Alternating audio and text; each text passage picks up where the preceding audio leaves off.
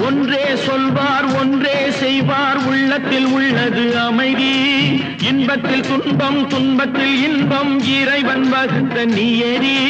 சொல்லுக்கு செய்கை பொன்னாகும் வரும் துன்பத்தில் இன்பம் பட்டாகும்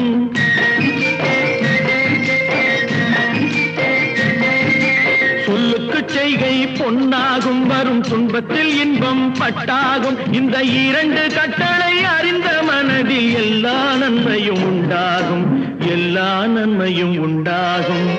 ஆறு மனமே ஆறு அந்த ஆண்டவன் கட்டளை ஆறு ஆறு மனமே ஆறு அந்த ஆண்டவன் கட்டளை ஆறு